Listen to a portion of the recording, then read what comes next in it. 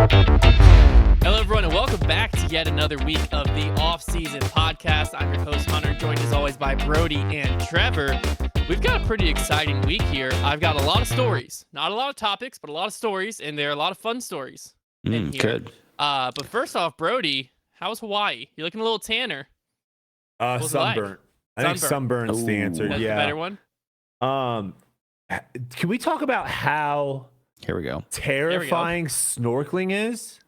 I've never gone. I am a little scared of it. What's scary? What's scary about snorkeling? Open water? Yeah. So I think But it's like controlled. I think what snorkeling does. Yeah, like they put you, they control where you're going. Like they're like, we take people to this part every day. I mean, I'm sure they're not going They to don't like control what's shark-infested water, in the. but No, they don't They don't control what's it, in but the water. They're I would- liable if you get. I would do it, but I would definitely up by a I would shark. be frightened for sure. Well, the thing is like it's like it messes with your brain because what you end up doing is you stick your head obviously down looking into the water, right? And so you just have this idea of like this is what you're looking at, and like Hunter said, like you think it's a controlled environment. Oh, look at all these fish and stuff. And then if you ever take a second to like lift up and just look out, you're hundreds and hundreds of feet away from the shore. There's nothing around you. And then you start like your mind can start wandering. And as soon as that happens, you got to just stick your head right back into the water and just look at the little pretty fishes.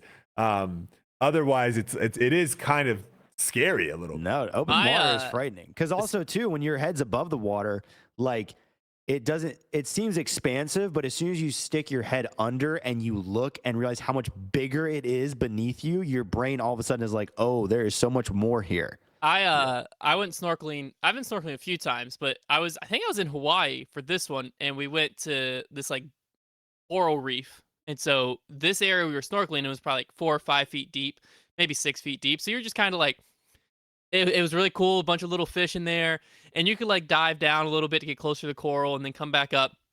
But if you were swimming, it was like on the edge of a cliff underwater, and they like told you about it. And they're just like, if you get to the cliff, just turn around, because then you're just in wide open water. Like you're not in the shallow part anymore. Just turn around and head back towards the boat and you'll be fine.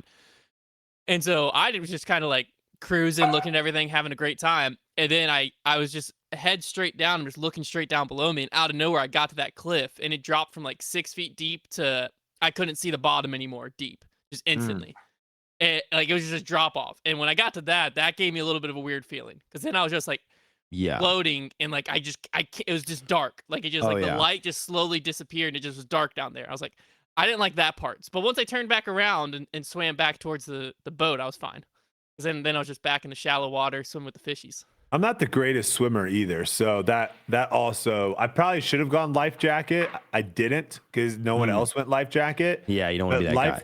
I don't want to be that guy. I don't want to get the life jacket because tan. you are self-described as a man who does not float well. But I mean, you were out there in the ocean. I don't float. Well, but I'm just saying, like that's pretty impressive. You were out there. Yeah, well, saltwater makes it a little bit easier. I definitely do not float in a pool. Saltwater, I somewhat float. But we did see 2 octopi, I believe is the correct. I believe is very good. Silas, is that correct? Octopi? He can't hear you right now, but yes, it is correct. Okay, you can't hear me? All right, it's fine. Trevor, thank you. I've seen videos, like viral videos of them camouflaging. Yeah. And it's the coolest thing ever. I got to see it in real life. Really? And it might be the coolest animal in the world now. The fact that, because at one point, and then you ate one later that trip, didn't you? Yes.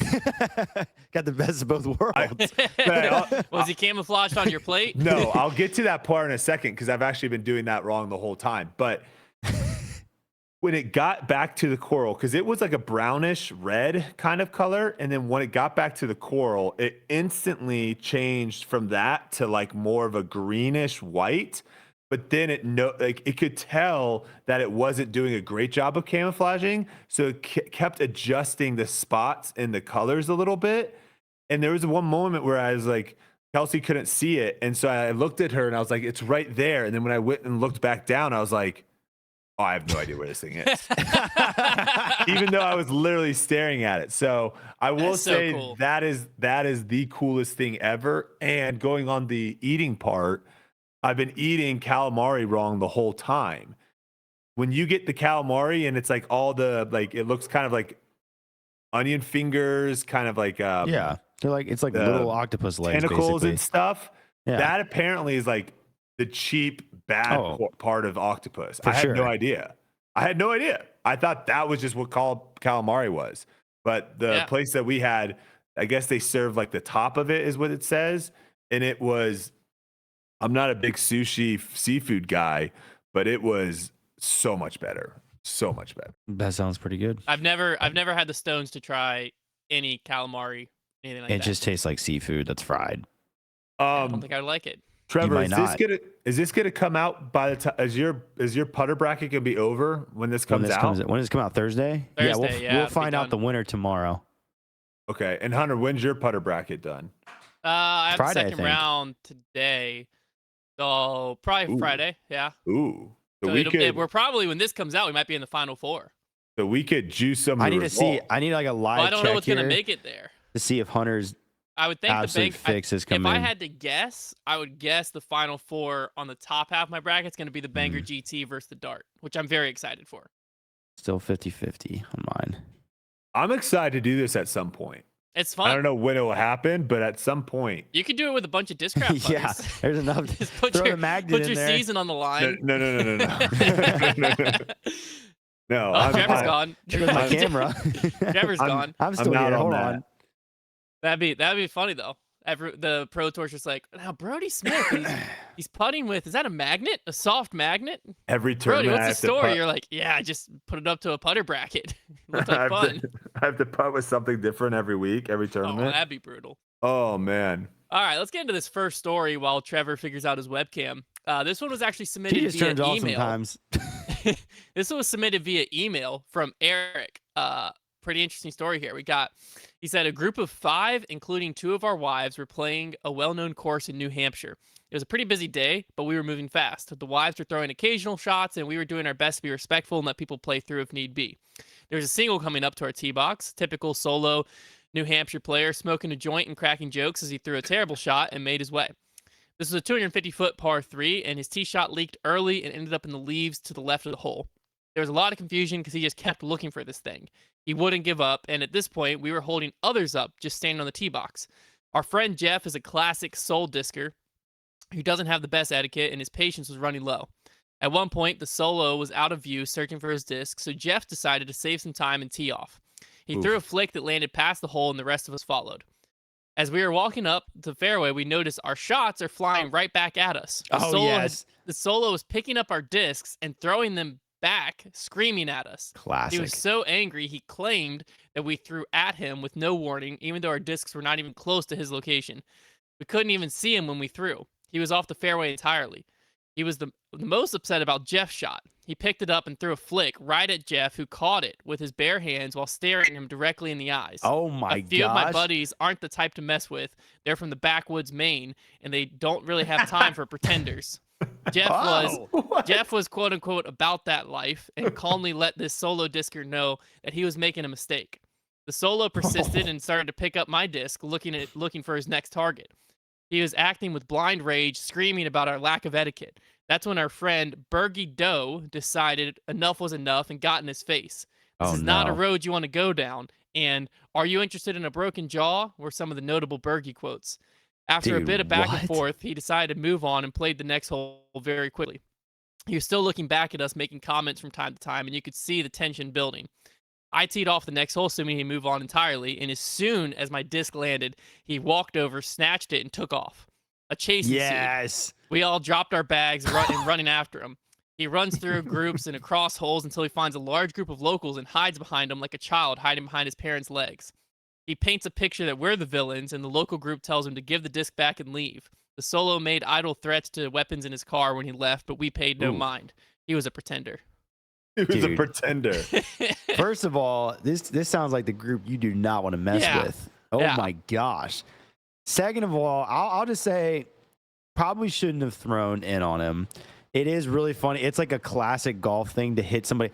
Like one time I was playing with one of my high school golf buddies, and some guy teed off like in on us, and he teed it up and hit it right back towards the tee box, like the best drive he ever hit to. It landed like right in front of them, and man, that got them fired up. Like that, if you want to get somebody fired up, wait till somebody drives in on you, pick that thing up and throw it back towards them. Like you're just basically taking a fight and throwing gunpowder at it. Like it's just the best thing ever. The more passive way is just to give them a bad lie. Yeah, just toss it, bury it under some leaves. There you go. Yeah. They'll probably never know, and they're gonna get up there and not find it. But dude, that's wild. And I feel like those guys need merch. Like, what's their gang name? I don't know, but I mean, That's I know one of the crazy. shirts is got to be Just a Pretender. Yeah, just a pretender. Dude, Another one's got to be About That Life. I want the guy like catching a disc barehanded while staring at. I mean, Like, I think Jeff can make a whole brand out of Soul Discer. I don't even Yeah, know what what that is a is. Soul but Discer? I don't know. Jeff's a classic Soul Discer, man. I need to see pictures of these guys so I can understand what we're dealing with. I mean, I've got a visual, dude. If you're from the backwoods of Maine, though, apparently you're not to be trifled with. Don't mess with anyone from the backwoods of Maine. They're I just about thought that there was a life. chase. If I was there and watching that happen, I would have got my camera out. Like somebody film this, please. This Electric. podcast is going to break the I feel like when you bounce around to a bunch of niche sports, you hear like the same thing of where there's people saying like our sport's better than every other sport because it's the community, the people that play it. Like football, basketball, they have people that suck. No one in disc golf sucks. That's why disc golf's better. I feel like, which I completely disagree. There's people that suck in every sport. And I think this podcast is going to show that because that story right there, I mean, that's a crazy story. That's a wild story, but you could see that story happening in any sport where you tick off the wrong person. Have you ever played pickup basketball and someone calls a bad foul and then all of a sudden it's just like, he's like ready to throw bows and you're just like, what the heck? My church started to like pick up basketball. Does someone have a fan on, by the way? Might be the AC coming from this one. Oh yeah, it might be Trevor. It started with just like some guys from church. We would go to the high school and play basketball, and then it turned into like everyone in the city just knew this is an open gym. So it went from like 15 of us, 20 of us to like 35, 40 people showing up, and like all like local high school kids are coming. And so a few weeks in, out of nowhere, these two kids from different rival high schools, one of them called a foul and then the other one's not, it wasn't a foul. And then they went back and forth and they kept guarding each other and things got heated. And so they like just sat the next game out. We were like, sit the next game out. You guys aren't doing this. And then we start hearing a lot of commotion and we go out to the like hallway where the bathroom was. And there's just like a full on fight going on. And so whoever the leaders were of the like church basketball group just kicked them out of the school. They're like, get out. You're not allowed to be in here anymore. You're not welcome back. Get out of school. So they just took it to the parking lot is what that ended up meaning. So then they have a whole fight going on in the parking lot and then the cops come because I guess one of the neighborhood people called the cops. So the cops show up and then needless to say, the school told us we weren't welcome back anymore. So that was the last of our church pickup basketball. But yeah, there you go. All it takes similar story. All it takes is a few people to get fired up. Anybody, you can start a fight over anything. It just takes the wrong person. Yeah. Yeah. This next one comes from. Sorry. Go ahead. I was gonna say, if anybody ever does have like photos or videos associated with their stories, feel free to send those along as well because we can throw them in. And it'd be electric if there was some visuals for some of these. Yeah. No, for sure. This next one comes from Matt Givens. He said he was playing a C tier at a local course called Gator Links near Pensacola, Florida, a couple years back. It was a shotgun start, and their group started on hole 4. Hole 4 is around 320 feet, and it turns about 45 degrees right after a sharp corner 100 feet off the tee box. The fairway is probably 30 feet wide, and the rough is rough. Thick Florida underbrush, snakes, and sadness are all that await you there. First off, love that. Snakes and sadness, very funny. We tee off, and one of my card mates throws a forehand with a red stamped 2021 Sexton Firebird and cuts it too far inside. The card knows it's almost certainly in the right side rough. We look for a minute, and then someone points out the disc hanging in the tree just above the edge of the rough. The stamp was face down, so he confirmed it was the same red stamped Firebird. He marks below the disc, throws his upshot, and proceeds to try to get his disc down while the rest of us address our lies. Suddenly we hear, guys, this isn't my disc. Confused, we go look, and it was in fact the same Firebird he had thrown, but with someone else's name on the bottom. We began to look around for his actual disc, and not 10 feet from that was his Wow. Firebird lying buried in the rough. We examined the two discs, and they were nearly identical except for the markings on the bottom. Someone What are must the have odds? lost that disc warming up for the tournament that morning and been unable to find it. Given the astronomical coincidence and the fact that it was the first hole of the tournament, we just let him play from his actual lie with no penalty. He ended up taking the same score anyways. Does that make me an accomplice to a PDGA crime? Maybe. Yeah. But it was Yeah. worth it for the good disc golf karma. There's so Yeah. so many PDGA crimes admitted to on this podcast. That's basically what it's turned into. Yeah, it's just like That's- a PDGA confessional at this point. That's crazy. Well, because imagine how upset you would be like in that situation if you actually got penalized for that. Like, what are the odds? Like, there's so many bad breaks you take in the game of golf, but like having the exact same disc in an area that your disc would have been in with the same stamp, but you can't reach it to identify it either. Like it's up in a tree. That's why you got to mark and then bring that disc down before you do anything. Technically, yeah. If you Yeah. mark a disc, are you declaring that as your lie? And like, can you like You now- have you No, you have can move to, it post You marking. have to be able to mark. Yeah, you can. Well, yeah, I guess because it's not even a real lie at all. So like, it doesn't Yeah. even matter. You could fake lie all you want. Because I Because was I gonna think say, OB, when you're taking relief off OB, I feel like I've seen people mark and then No, you come can back change. and You decide You guys to take remember a. when Haley King like marked a disc that she dropped out of her bag on accident? Yeah, that was wild. no. You don't What? remember that? You didn't see that? It was probably the most shocking thing I've ever seen happen. Like, I'm not even kidding. She basically threw her upshot and then was like, I don't remember the order of operations, but at some point a disc fell out of her bag. It was actually behind her lie. It was worse. And she somehow, like, she looked confused for a second when she looked at it, but she somehow forgot that she had thrown a completely different disc and took her lie from the disc that fell out of her bag. And then she got penalized because she proceeded to then realize that her actual disc was ahead of her, walk up and threw the putt again from that lie, and I think made it. Yeah, And I forget exactly. She was like in contention. It was on lead card. yeah, I watched it 100 times and still didn't know how it could have possibly transpired that way. It was Yeah. insane.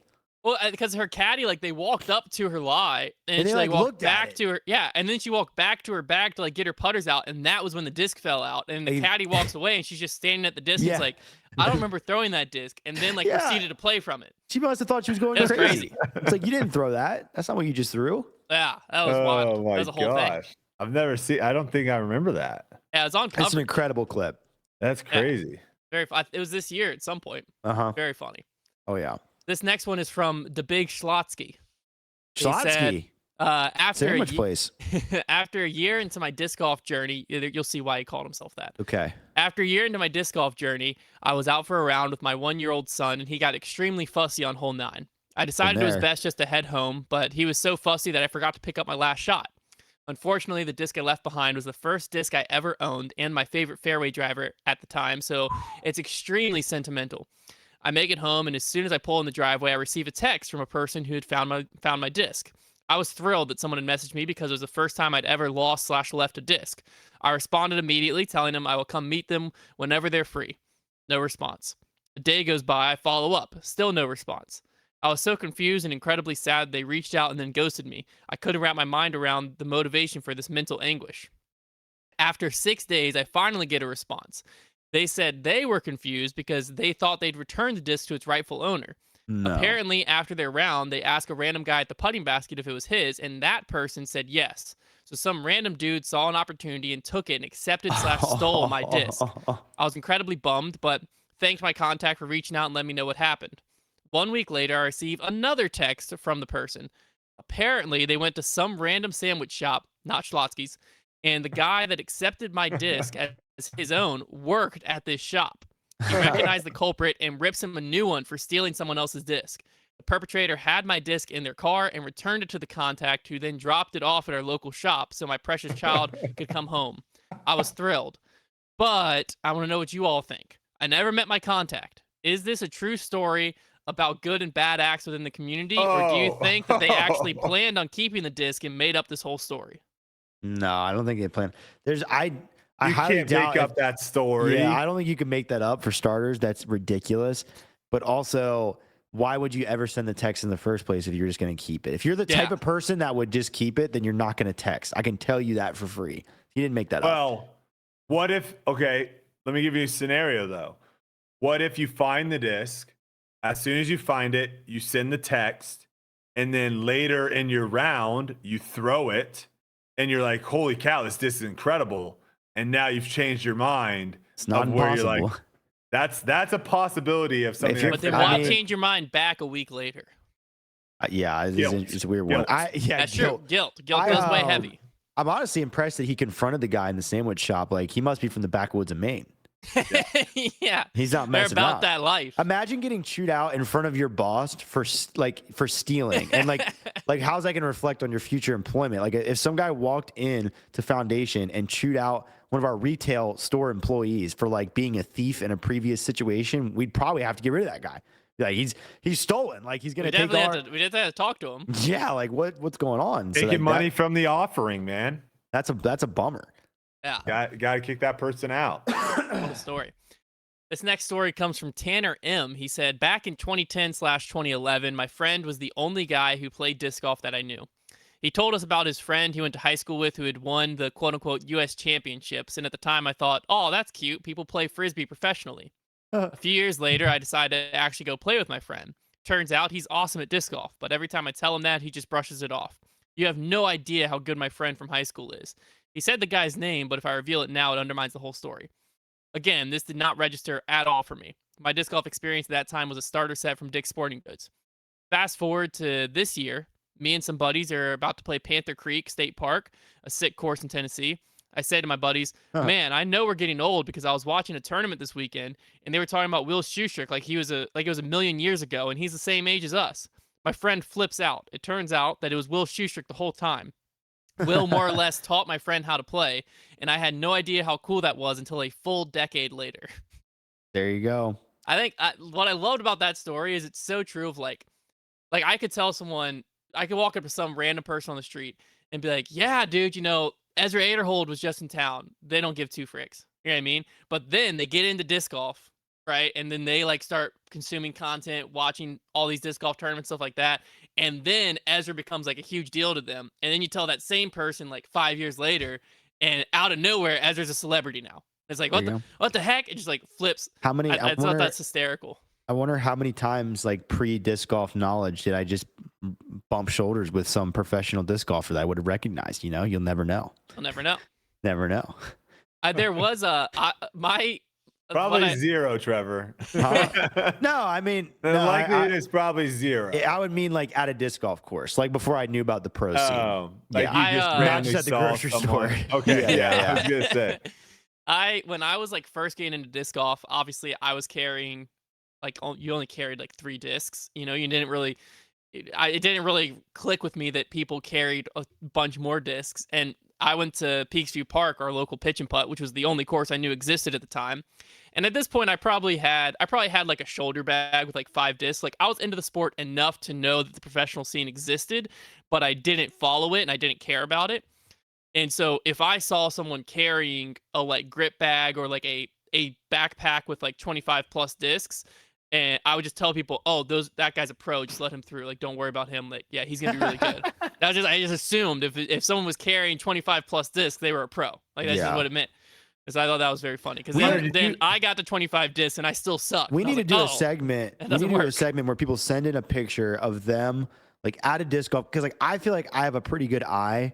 Because obviously just having nice gear doesn't make you good. But I feel like when I spot somebody on the course, there's like almost an aura that surrounds them if you know they're just be a killer. We should play a game where people send in a picture of them like that. Like with their bag, and we had to guess their rating because I bet I'd be good at it. That would be incredible. Okay. Or guess, maybe not their rating, maybe guess what division they play in. That might be a little bit easier. Hunter, did you think people that had iron covers in golf were good when you first got into it?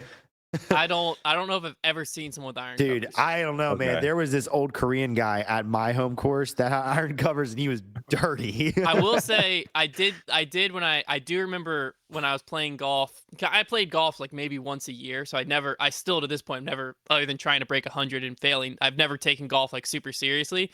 But if I was playing with a friend and I didn't know how good they were at golf, if they had a putter cover, I immediately assumed they were better than me every time. The putter setups, cover was one for me because I didn't care about my putter. And I was like, oh, if they care that much about their putter, they're better than me. Golf setups are definitely like, there's like little subtle clues that'll tell you if somebody's really good. The type of bag they carry a lot of times will tell you how good they are. The way they organize their clubs in their bag, that's a huge one. Where do they put their wedges? Where do they put their driver? How they put their towel on their bag is a big one in golf.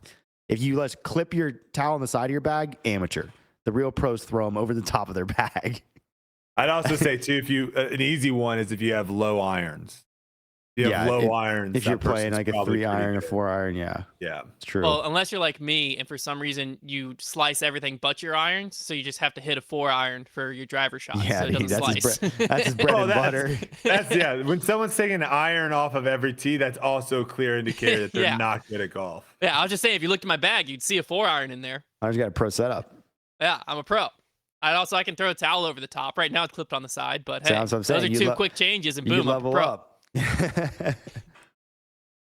This next one was submitted from a YouTube comment, actually on Griplock, because we talked about a funny disc golf story, and then people just started submitting their funny disc golf stories in the comments. I was like, oh, this is perfect. So this is from a spotted friend 4289. He said, during a sanctioned tournament, there was a water hole. An old man was fishing. Didn't seem to know what disc golf was. A card member threw the disc on the sloped hill, which then was about to roll in the water when it hit the old man who was sitting down fishing. Oof. Still clueless, the guy just kept fishing. The card mate had to walk up and was literally straddling over the old man fishing, who was just sitting on the ground to throw his next shot. Like maybe ask. I don't know. This guy is dude not. Just walked up. This guy is not from the Maine backwoods. He is not confrontational. Like that is like, you got to be the least confrontational person on earth. And like, unless the guy's sleeping. I think you're more confrontational by doing that. Yeah, if you're just gonna take a power stance over the guy. Well, I don't think he was power stancing. I think he was like delicately trying not to bother this guy who's fishing. But like, why didn't the guy move? Yeah, that's hilarious. Like if a disc hit me, even if I don't know what it is, I'm just gonna be like, you talk about, is this y'all's? I'll move saved down. him, man. I would have thanked him. I would have shook his hand like, thank you for keeping me out of the water just then. Well, it sounds like he thanked him a different way. He was straddling him. Old man fishing, he got a show. That's wild, dude. I don't know, like, yeah, like there might be some obstacles I'm not going to be bothered to get out of the way, but a human being, I think I'm going to be like, hey, man, you mind moving for a second? What's the PDGA rule on that? Do you get relief from fishermen? Is he part of the course? Yeah. Is he a part of the course? That's true. He probably could just take relief. It's so hard to try to explain to someone about a sport that they have no idea about. Like, if you're playing basketball, if you're playing soccer, even if you're playing football, I would say the majority of people are like, oh, they can comprehend, like, oh, this is the court, this is the field. We struggled with this a lot in Ultimate Frisbee too, because we would play Ultimate Frisbee on soccer fields or football fields, and we would just have either cones set up or it was like our sandals or hoodies as like the goals. And so when you're trying to like tell someone like, hey, we're playing here, and they can see that like we're playing on a field, like we're not playing on a designated field, if that makes sense. Oh, yeah. And disc golf is the same way. Like when you're just in a park and you're like, hey, you're in my way, if they don't know what they're looking for. So when they're turning around looking, they're like, you have all that room over there. I'm not in your way. Throw the disc over there. And you're like, no, I'm going that way. I'm just picturing some girl trying to get to class at University of Florida, and she wanders into an ed zone, and a 22-year-old Brodie Smith comes full barrel and just skies her, just runs her over. It's just so hard. It'd be the same thing like if you had no idea about cricket, and like someone's trying to explain to you, like, at least they have a little fence that surrounds their whole field. You got to step over it. You're not just gonna waltz into it. Oh, you might. I don't know. It is a pretty short fence. I have no idea. Is there any like Ultimate Frisbee fields? Like, is that a thing? Like, no way. There can't be. I didn't know if there was like for like a championship, if they like repainted a football field or something, because the end zones are short, right? When we play like the club championships and stuff, a lot of times those are at like polo fields. And they'll come out and paint the lines and stuff. So like that's sick. The lines will always be painted at tournaments. Where's the nearest polo field? Where are you playing those? Sarasota was the big one. Okay, that makes down, sense. That down in adds up. Florida. I think they played one recently in California somewhere, and then I think they're playing maybe at a soccer complex Now I need to or know polo field. So coming up. they'll repaint the fields for like They'll most paint. tournaments. Yeah, for big tournaments and stuff, they'll paint. That makes sense. Oh, Yeah. there's a polo training facility in Virginia. It's 5 miles from UVA. There you go. That makes sense too. Charlotte. So we should host. Let's We get our should bid host. in. Foundation can host the ultimate polo grounds championship. Which you think is like a really bad place to have ultimate, because I think the one in Sarasota wasn't really used that often, so it was fine. And they had they had a couple like showcase fields where they ended up having the semifinals and finals, and those were like the best fields. But you would sometimes get on a field where, I mean, they have horses running around chew there. those things up. So you would have like these ankle breaker holes sometimes on these fields. It didn't really make too much sense. But when you have, what was ultimate? Ultimate was like 16 men's, 16 women's, and 16 mixed. So what is that? Is that what did I used to do? 16 times 3, so that's 48. Yeah. When you have 48 teams, you have to have a field complex that has like 20 plus fields. I mean, you're kind of limited to what field complexes you can do. So polo's normally massive, obviously. So there you go. Fascinating. This next one comes from Austin Pillow. He said, first off, this story with pictures and comments can be found in the DFW Disc Golf Facebook group. I doubt Brodie is a member, but he may know someone who is, being from the area. So hilarious, unexpected lost disc story here in the DFW area. I was playing around with a few buddies at Heritage Park in Flower Mound. Brodie may know this course. I think you guys done a video here. Is that the one we played that was like Eric McCabe designed? No. Right before we flew out? I don't think we played Heritage Park. Yes. Oh, it was that one. Yes. That was a good. That was a decent course. So they changed it though. The bike path. Dang it. He was playing it around Thanksgiving. He said hole 18's tee is under a bridge, underpass, up against one of the walls, which is stone/brick, with large mortar cracks. Yep. As we were waiting for the card in front of us to finish, my friend casually placed the disc, an N of a Valkyrie, I believe, in between the crack vertically and leaned up against it to like massage his back with it, thus pushing it deeper in. The card finishes up and he goes, guys, I can't get this out. We came to realize he had lodged the disc so far in the crack that it had gotten bent and the rim had hooked on the backside of the brick or rebar or something and gotten impossibly stuck. There happened to be 7 of us playing that day. We usually keep a small card, but it was a Friendsgiving reunion round. So every single one of us tried, and no matter what, we couldn't get this thing out. It's the sword in the stone. As we had nearly given up, Solo comes up behind us, a huge guy, maybe 50, 55 years old with gloves on for some reason. But of course, he tried as hard as he could. Face turned red and the thing doesn't bulge. Our theory is that the rim is acting as a fish hook on the rock.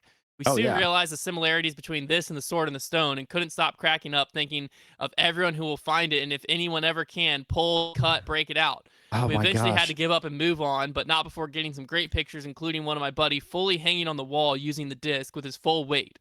Needless to say, the comment section was lively on Facebook posts with local scene, including "We're not worthy," "Foot fault," "Please say this was an XCal," "WD-40," "Play it where it lies," and many more, including someone the same day posting a picture of their daughter hanging off the disc on the wall as well. Dude, that's legendary. Well, so it basically acted as like what rock climbers use to set, where the rim of the disc would slide in easy, but if you pull back, if something gets underneath it, it's a hook. Yeah, like there's nothing pulling that out at this point. Like you got to break the disc to get it out. If someone ever gets it out, man, they're the chosen one. If we go to Dallas, like we need to go there now.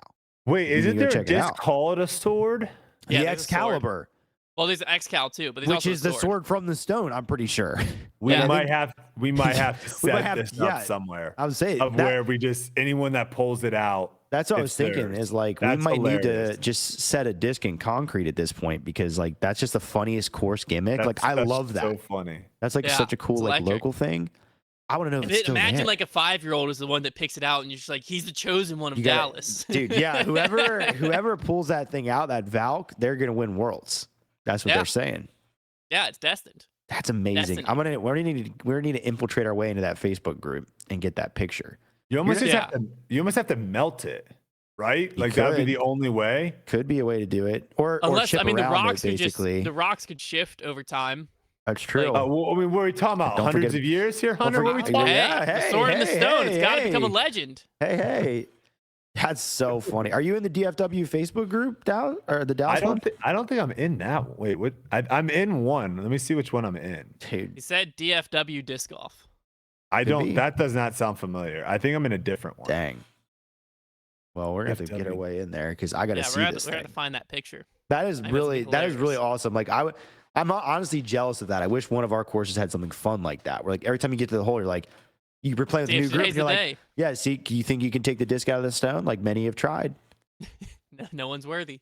All I can think about when you're talking about the hole under or the tee pad under the bridge is when we played that other course in Texas and Hunter tried to wall run it and Brodie was like, I'm pretty sure people pee on that wall. Yeah. We were playing with Ezra. We were playing Yeah. doubles. And I He's was got trying his to run hands like up all it. up on it. I was trying to run up and I kept sliding down. He's like, I And think the Brodie's homeless like, people might pee on yeah, that homeless wall. people pee all over that wall. I was like, really? He's like, no. All right, I am not a member of this group. Dang. We're gonna have to find a way in. I've seen. Gotta find a Somebody, way in. if you're in that group and you're listening right now, get us that picture.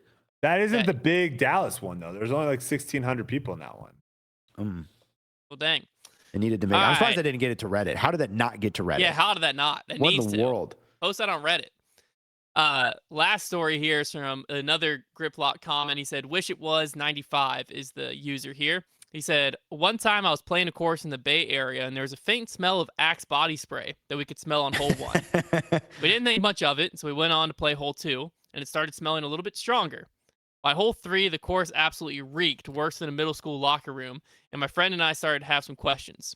As we're walking up to hole 4, we see on the tee pad 2 dudes on a bike smoking crack on the tee pad of hole 4. They rode off as they saw us walking up, and the smell of Axe body spray was unbearable, so we almost skipped the hole. Turns out they were spraying Axe body spray to cover up the smell of crack." What? They're just smoking crack, and we're like, You can "Oh, smell it from the first tee Axe pad. Phoenix. and they Axe were on Phoenix the will cover this thing up." They were on the fourth tee. Like, oh my gosh. What's this? What does crack smell like? Yeah, that's a great don't question. It must be pretty pungent if they had to use Because I know enough pot is axe to very. cover a quarter-mile radius. Yeah, I don't know. I Like, mean, I don't know how what? big this course is. I thought they were But- going to say somebody like blew up an axe can in a fire or something. Like that's where I thought that was headed. No, they were just No, smoking they're crack. Just spraying Out in Axe the woods. Phoenix to cover up the smell. You run into some interesting types out there on the disc golf Crack? course. That's disc golf, baby. Crack is an impure derivative of powdered cocaine that carries a distinct synthetic chemical smell when Chemical smoked. smell. Crack smoke is often described as being a nauseous odor similar to that meth, Ew. both of which can have been likened to gasoline, paint, nail salons, burning. Okay, so that is a very distinct Yeah. smell. Oh, so it smells like Um, meth. So like we all know what that smells like. Oh yeah, so it's like, Yeah. Oh, it sounds like Oh. that. Oh, meth, yeah. sick. Yeah. Why didn't you just say that? So it just smells like gasoline. Like why would you have to? I guess maybe like the police, like they know the smell. Yeah, it's probably like a distinct smell. the but dogs. if you pull in the parking lot, it's probably like If a someone's K9 smoking unit drives crack. by there, that dog's gonna be barking out the window. Now the dogs you- should be like, "Oh, there's a middle school pickup game going on." Yeah.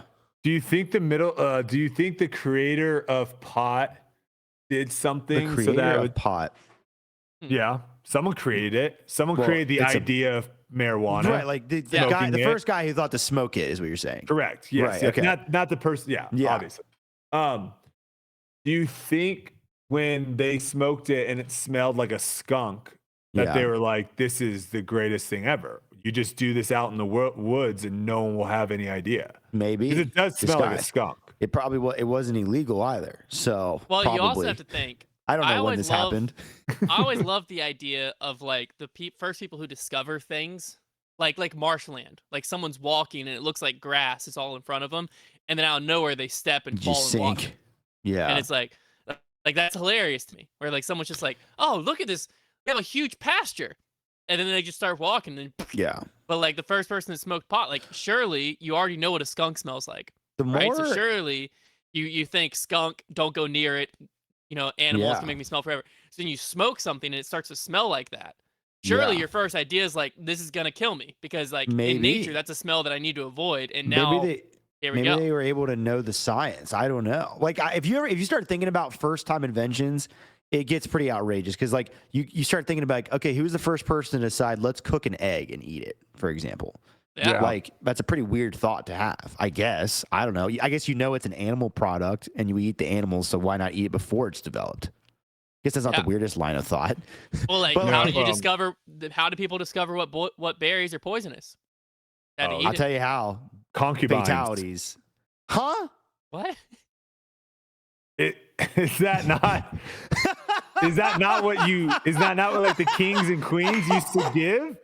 Wouldn't they give it to a concubine? Just berries? Just random berries? Taste testers. What the heck? Do you know what a concubine is? Apparently concubine, I do not. please Google it. Oh my gosh, please. Apparently, please. Is that not the same person that they would have as like a They taste might tester? have, and if they did, that's really sad. Maybe. Wait, I can why? Google. Well, concubine, at least in biblical terms, they were used for not so great things. Yeah, I know, like a taste tester. Like you eat this Nope. food. Yep, like a taste tester. Yeah, sure, like not like a taste tester. Think a little more graphic. Yeah, I'm not gonna go any. Okay. What's the definition? I'm just trying to. Well, I'm not reading the definition of a concubine on a podcast.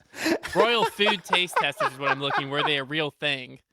For sure, they never ate the real food. Well, I'm just saying, like, were they concubines? Was Brodie right this whole time? Probably. Why wouldn't they be? I'm not disagreeing that may have happened, but that's not what concubines were for.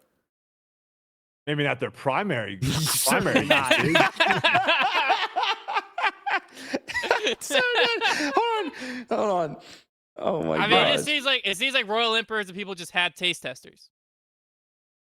Like they just had a food taster. There But you think go. about it. If you had a taste tester that was also a concubine, it'd probably be like a good 2-for-1 situation. So Yep. You know what? Maybe. exactly. There you go. All right. To change the subject real quick, though.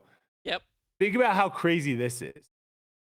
When you see a wild cat, Yes. what's your first instinct? Your first instinct is like, oh, hey, kitty, kitty, kitty, kitty. Right? No. Okay. don't Most like people. Okay, you don't like cats. If you like cats, though, your first instinct is like, oh, hey, you, come over here, kitty, kitty, kitty, right? Yeah. Okay. Imagine, though, that the cat was not a domestic pet, was not like a common domestic pet, It's a mountain lion. and it was just a random animal. If that thing came out of like a tree bush, that is a terrifying creature. That is Just a a cat? terrifying. Does it still look like a house cat? Yes. That's I'm not a that scared of terrifying it. It's creature. a fox. You're not scared of that? You would be about as scared as you would with like a small fox, where it's like, okay, I don't want to mess with it, but if it exactly. attacks me, If a fox charged me, I can punt it. right? Okay, I'm not saying you're scared of it, But in you're the definitely sense not of, going to go like, near it. correct. Yeah. That's what I'm saying. Like the Yeah. fact that we like bend down, hold our hand out to try to get it to We come to us. domesticated them. No one's doing that to a raccoon. If Well, you we see do a it to raccoon, dogs. Imagine Well, a stray dog. Some Turns out it's dogs are coyote. scarier. Some animals domesticate better than others. It's like why we don't domesticate raccoons. I also heard this on the. Some people do. Some people do, I also- and it's interesting. I also heard this on the macrodosing podcast. So shout out There to we macrodosing. Most animals that we think are wild are not wild. Explain. Expand. So they are actually feral. So for Okay. example, if you've ever seen a horse and you thought it was a wild horse, it's not. It's actually a feral horse. The only wild horses exist in like the hills of Mongolia. And so the difference between wild and feral is wild has never been domesticated. Like their lineage, their line has never been domesticated. Feral they have been domesticated at some point. So Now you they're could, wild. correct. You Well, Well, They're like wild. now they're free. They're Now living free, right? correct. So if you domesticate a horse and then you let those horses go and they reproduce for generations and generations, those are never wild horses, makes even sense, 'cause though they've never been You domesticated. They hear are feral cat a lot, so like that makes Correct. sense because like most cats are going to come from Yeah, because like the Like, Because where I are the guess you wild can never, cats? yeah, you can never get that Kentucky. out of their genes, I guess, once they get domesticated. Kind of a weird thing.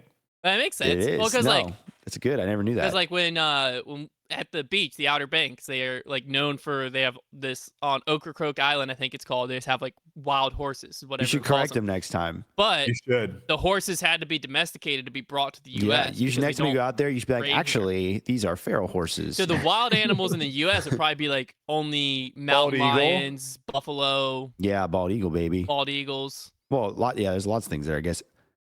Because like if you see a raccoon, most likely its lineage in your country wasn't from a domesticated one. Like there's only a few that are actually raccoons. people domesticated. Well, I don't know. Were raccoons brought to the U.S.? Another fun fact about I don't know. Hawaii. So Hawaii has had a really bad rat problem, and actually they might still have a really bad rat problem. That's not something you hear about Hawaii. So they brought, I believe it was the Australians. They brought mongooses over to deal with the rat problem. However, the only problem are Dude, mongooses are crazy. Rats are nocturnal, and mongooses aren't. So now there's just a bunch of mongooses all over the island, Dude. and a bunch of rats. That's You got crazy. double the rodent. Have you ever seen a And- mongoose fight a king cobra? It is a lot of fun. That's why there's no. If you go to the Big Island, there's no chickens on the Big Island because No, dude. they have mongooses, and so the Yeah. mongooses wiped out all the chickens. But if you go to any of the other islands, there's just random chickens all over the place. That makes sense. Now, here's something fascinating. So, raccoons, native to America, they're wild, right? Okay. But then go. raccoon pelts, furs became like they wanted them. They became like yeah, a they were huge. delicacy or whatever. So then they were brought to Germany in the 1920s and bred in captivity for their furs. So Dang. Gosh. raccoons in Germany are That's feral, messed up. not wild. That's messed up. So there you go. But They're to probably- be fair, it deserves Germany right to have random raccoons all around their country now. Yeah. Yeah, That that's what raccoon they- thing, that that's might what be they the worst get. thing they've ever done. All right, we're gonna wrap the podcast up there. That's the off season. We'll be back same time, same place next week. Be sure to submit your topics that you want to hear, and also if you want to submit yourself as one of the people that we show a picture and guess what division you play. Yes. Just send an email to hunter@foundationdiscs.com. And you can't fake it either. Like I want your No. real I want scenario. a picture, just a picture of you, like before a disc golf round at a tournament, something and not like that. throwing either, because And like then that's just too not easy. throwing. Just a picture of you standing. And with your bag, ideally, a picture preferably. that you already had on your phone. Yeah, just Yeah. a picture Ideally. of you. We don't want to stage it too much. And a link to your PDGA profile. Just send Yeah. those two. Or if you don't have PDGA profile and you never played a tournament, that's perfect too. And then I'll host the game next week if we get enough. If I we get love 5 this. or more That sounds like submissions, I'll, fun. I'll host the game next week, and we'll see if Brodie and Trevor can guess it out. So that'll be a good time. No matter what, though, we'll be back here next Thursday, and we'll talk to you then.